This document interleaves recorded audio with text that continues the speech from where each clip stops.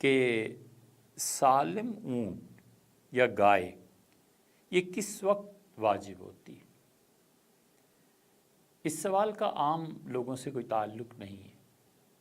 اس لیے کہ عام طور پہ ایک جانور کا ذبح کر دینا بس کافی ہو جاتا ہے،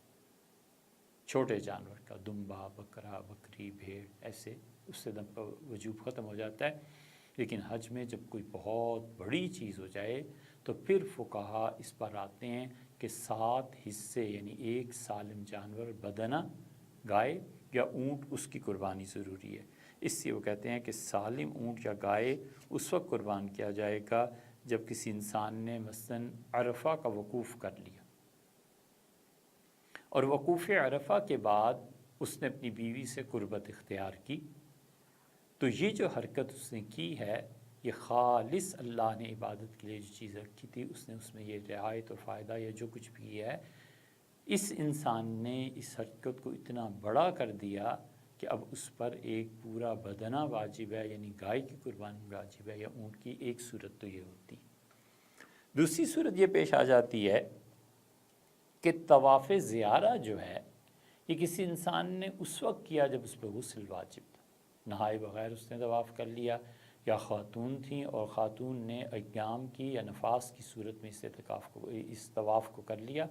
تو یہ دوسری صورت ہے کہ اس پہ پورا اونٹ یا پوری قربانی یعنی گائے کی قربانی دینا ضروری قرار پائے گی، اور اسے یہ کرنا چاہیے تاکہ اپنے حج کو وہ صحیح سالم اللہ کے حضور میں پیش کر سکے۔ حنفی فقہا نے جو اس کی بعض جگہوں پہ اجازت دی ہے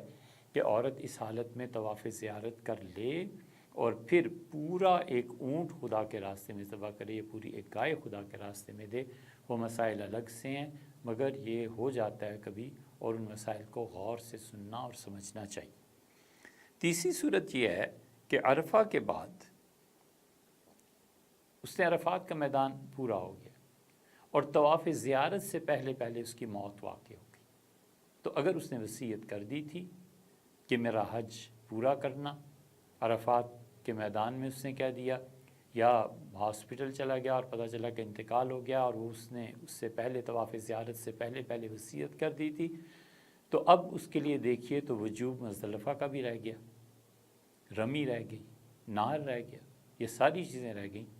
تو اس کا طریقہ یہ ہے کہ یہ تیسری صورت ہے جب اس کے ورثاء کو چاہیے کہ اس کی وصیت پہ عمل کیا جائے اور ایک اونٹ یا گائے اللہ کے راستے میں ذبح کی جائے، اور حرم کی حدود کے اندر اسے ذبح کرنا ضروری قرار پائے گا۔ چوتھی صورت امام محمد رحمۃ اللہ علیہ نے کہی ہے، اور امام محمد رحمۃ اللہ علیہ فرماتے ہیں کہ اگر شتر مرغ کا کسی نے شکار کر لیا تو اس پہ بھی پورا سالم ایک بڑا جانور واجب ہو جائے گا، تو یہ اس نے غلطی کی اور اس کا کفارہ گویا کہ یہ